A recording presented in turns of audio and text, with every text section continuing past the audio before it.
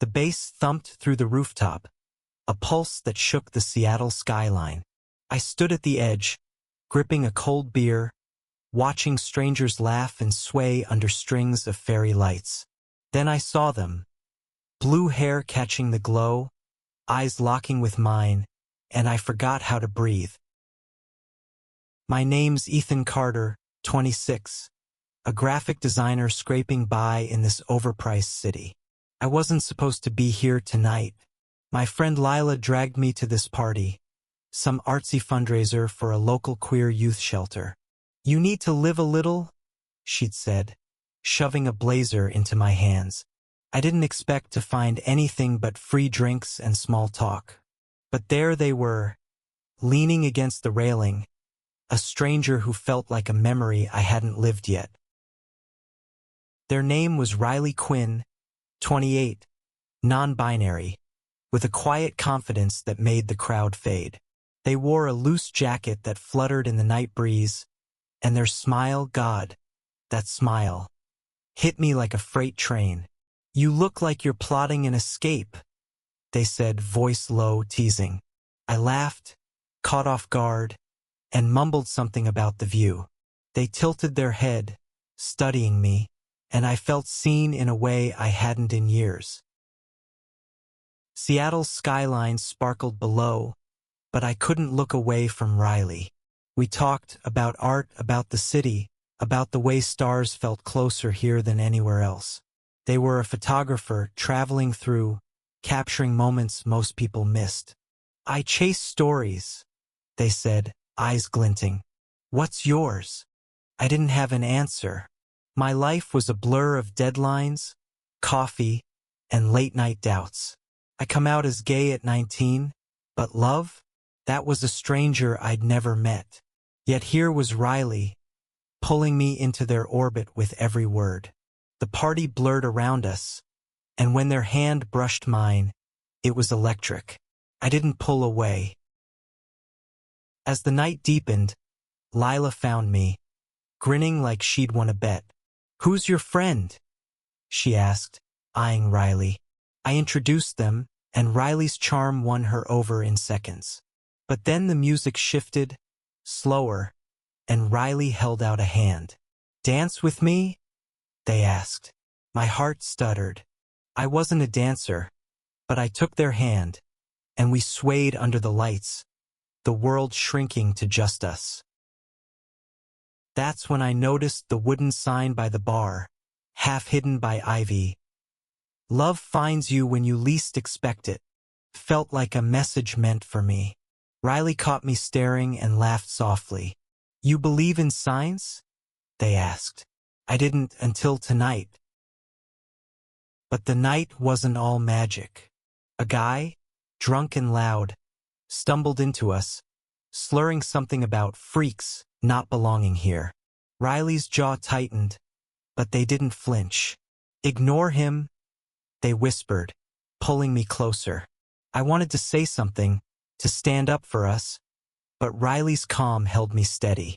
The guy was ushered away, but the moment left a bruise. This city, this world, it wasn't always kind to people like us. We found a quieter corner, and Riley told me about their life. Growing up in a small Oregon town, leaving when it felt too small for who they were. I've been running ever since, they said, voice soft but heavy.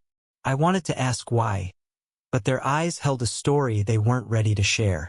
Instead, I told them about my own fears, being stuck, never finding something real. They listened, really listened, and for the first time I felt like I wasn't alone in it.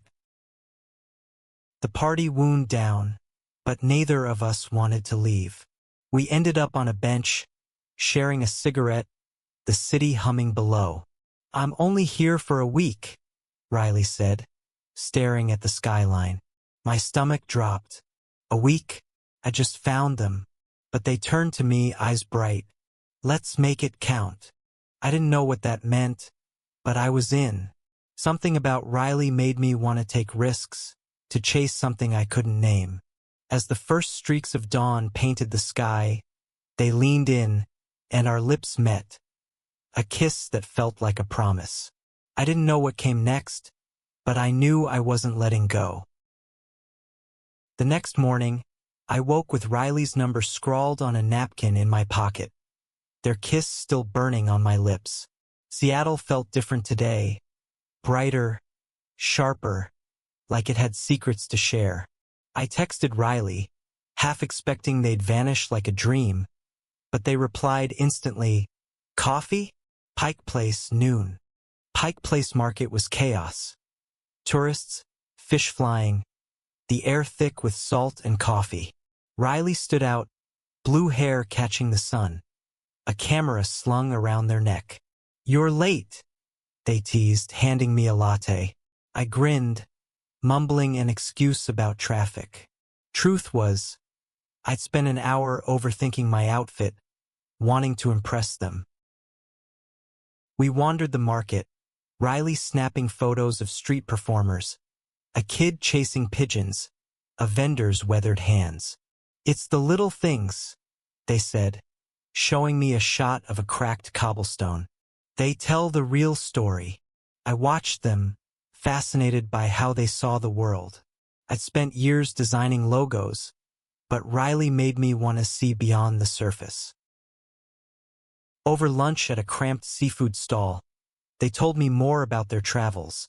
New Orleans, Chicago, places they drifted through, chasing light and stories. But there was a shadow in their voice, something they weren't saying. "What about you?"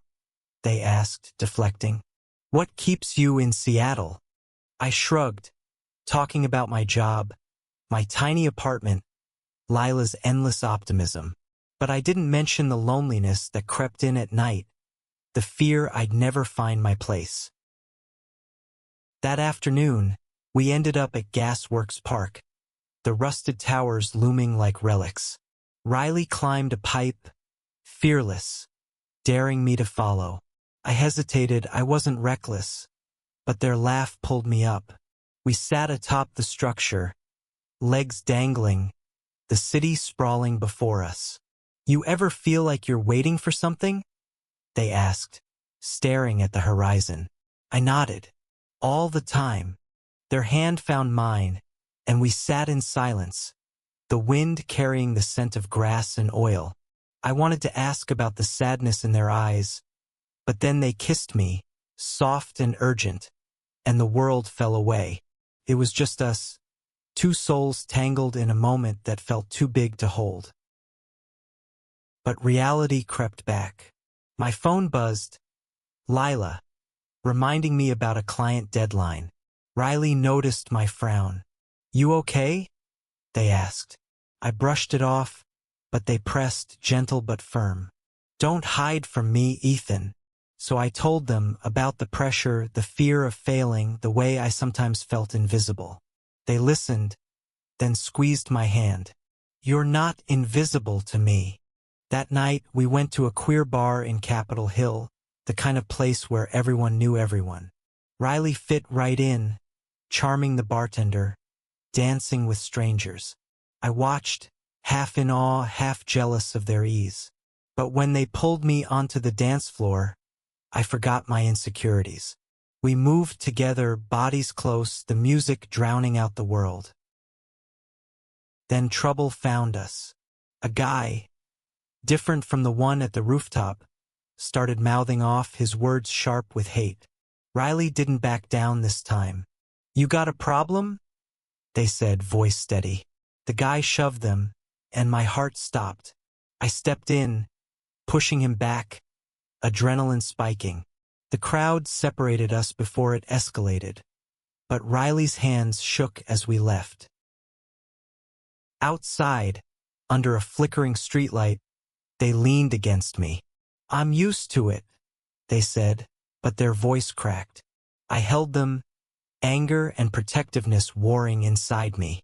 "You shouldn't have to be," I said. They looked up, eyes searching mine, and kissed me fiercely, like they were claiming something. We ended up at my apartment, a cramped studio with art supplies scattered everywhere. Riley studied my sketches, their fingers tracing the lines. "You're good," they said, and I blushed and used to praise. We talked until dawn, about dreams, fears, the way the world tried to box us in. Riley admitted they were running from something, a past they wouldn't name. "But you," they said, touching my cheek, "you make me want to stay." I fell asleep with them in my arms, their heartbeat steady against mine.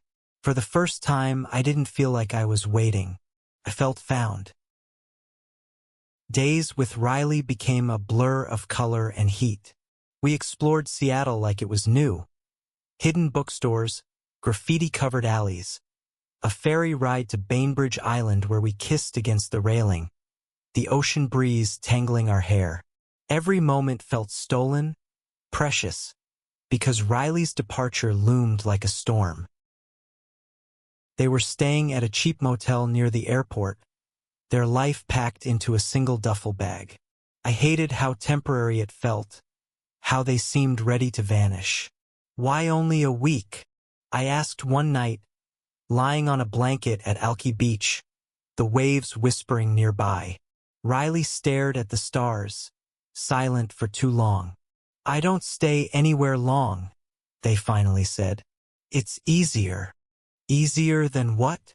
I pressed, my voice sharper than I meant. They flinched, and I regretted it instantly. But they turned to me, eyes raw. "Easier than getting hurt." They told me about their ex, a controlling photographer in Chicago who'd made them feel small, invisible. Leaving was their way of surviving. I wanted to hold them, to promise I'd never hurt them, but words felt too small. Instead, I showed them. I took them to my favorite diner, a greasy spoon where the waitress knew my order. We laughed over burnt coffee, and I sketched them on a napkin, capturing the way their eyes crinkled. They kept the sketch, tucking it into their jacket like a treasure. But the world kept interrupting. At a gallery opening, Lila dragged us to. A critic recognized Riley's name from a photography blog. "You're that Quinn kid, right? The one who disappeared after Chicago." Riley froze, their smile gone. I stepped closer, protective, but they brushed it off, charming the critic with a deflection. Later, alone, they admitted the truth. They'd left Chicago after their ex stole credit for their work, breaking their trust. "I swore I'd never let anyone close again," they said, voice trembling. I took their hand. "I'm not them." That night, we made love in my apartment, slow and deliberate, like we were memorizing each other. Afterward, Riley traced patterns on my chest, whispering, "You make me feel safe." I held them tighter, but fear gnawed at me. 3 days left. How could I let them go? The next day, trouble found us again. We were at a pride event in Volunteer Park, rainbow flags everywhere, when a group of protesters showed up shouting slurs. Riley's camera clicked, capturing their anger, their fear. "For the story," they said, but their hands shook. One protester noticed, lunging for the camera. I pulled Riley back, heart pounding, as security intervened. We left, shaken, and Riley's silence scared me more than the chaos. At a quiet cafe, they finally spoke. "I thought I could keep running," they said, staring into their coffee. "But you make me want to fight." I reached for their hand, my voice steady. "Then fight. Stay." They looked at me, torn, and I saw the war inside them. Fear versus hope. That night, we went to a drag show trying to shake off the day. Riley laughed, their old spark returning, but I caught them glancing at the door, like they were planning an escape. I pulled them close, whispering, "You don't have to run." They kissed me, desperate, and I tasted salt on their lips. As we walked home, the city alive around us, Riley stopped under a streetlight. "I'm scared," they admitted. "What if I stay and it all falls apart?" I cupped their face, my heart full. What if it doesn't? For the first time, they didn't look away. Riley's last 2 days in Seattle felt like a countdown. I took time off work, determined to make every second count. We hiked in the Olympic National Forest, the air sharp with pine, our laughter echoing through the trees. Riley snapped photos of me, grinning, and I stole their camera to capture them, wild, free, alive. "You're trouble," they teased, tackling me into the grass. We kissed, breathless, and I wished I could freeze time. Back in the city, we cooked dinner in my tiny kitchen, Riley chopping vegetables with surprising skill. "Learned it on the road," they said, smirking. We danced to an old jazz record, my hands on their waist, their head on my shoulder. But the clock kept ticking. 1 day left. That night, Riley's past caught up. We were at a quiet bar when their phone buzzed. A message from their ex, somehow tracking them down. "Come back to Chicago," it read. "You owe me." Riley's face went pale and they deleted it, but I saw the fear in their eyes. "They don't get to control you," I said, fierce. Riley nodded, but doubt lingered. The next morning, I woke to find them staring out my window, their duffel bag packed. My stomach sank. "You're leaving?" I asked, voice breaking. They turned, eyes wet. "I don't know how to stay," they whispered. I wanted to scream, to beg, but instead I took their hand. "Let me show you." I took them to Chihuly Garden, the glass sculptures glowing under the sun. We sat among the art, and I poured out my heart. How they changed me, how I saw a future with them. Riley listened, silent, then kissed me so hard it hurt. "I want this," they said, "but I'm scared I'll ruin it." That afternoon, Lila invited us to a community mural project in Fremont. We painted side by side, Riley's brushstrokes bold, mine hesitant. A kid, maybe 16, watched us, their own paintbrush shaking. "You two are together?" they asked, shy. Riley smiled. "Yeah, we are." The kid grinned like they'd found hope. I saw Riley's eyes light up. They saw it too. But the ex wouldn't let go. Another message came that night, threatening to expose Riley's failure in Chicago. Riley shut down, retreating into themselves. I called Lila, desperate, and she showed up with wine and fierce advice. "They're scared, Ethan. Show them they're enough." I nodded, determined. We went to the Space Needle, the city sprawling below. I held Riley's hand, my voice steady. "You're not your past. You're the person who makes me believe in love." They cried, clinging to me, and whispered, "I don't want to leave." My heart soared, but I knew it wasn't over. That night, we faced the ex's threats together. Riley drafted a response, calm but firm, reclaiming their story. I sat beside them, proud, as they hit send. We fell asleep tangled together, the weight of their choice settling around us. 1 day left, but it didn't feel like an ending anymore. Riley's final day in Seattle dawned gray, the sky heavy with rain. We stayed in bed, wrapped in each other, the world outside irrelevant. "I could stay," they whispered, tracing my jaw. I held my breath, afraid to hope. "Then stay," I said, and they smiled, a real unguarded smile. We spent the morning planning. Riley called their motel, extending their stay. I offered my apartment, my life, anything to keep them here. They laughed, nervous but happy, and agreed to try. It wasn't a promise of forever, but it was enough. That afternoon, we joined a queer youth shelter event, the same one from the rooftop party. Riley volunteered to teach photography, their passion lighting up the room. I watched them with the kids, patient and kind, and saw the person they were becoming, someone who didn't need to run. One teen, A trans girl named Mia hugged Riley, thanking them for showing her she could be herself.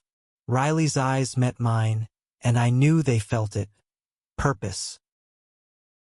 But the past wasn't done. Riley's ex called, their voice sharp through the phone. I heard fragments, accusations, manipulation. Riley stood tall, their voice steady. "I'm done running," they said, hanging up. They turned to me, shaken but resolute. "I'm staying." That night, we went back to the rooftop where we'd met. The fairy lights still glowed, the sign still there. Love finds you when you least expect it. We danced, slower this time, the city humming below. Riley rested their forehead against mine. "I was lost until you," they said. I kissed them, my heart full. "You were never lost. You were just finding your way." The rain started soft at first, then heavy. We laughed, soaked, and ran for cover, ending up in a diner, sharing fries and dreams. Riley talked about staying in Seattle, maybe opening a studio.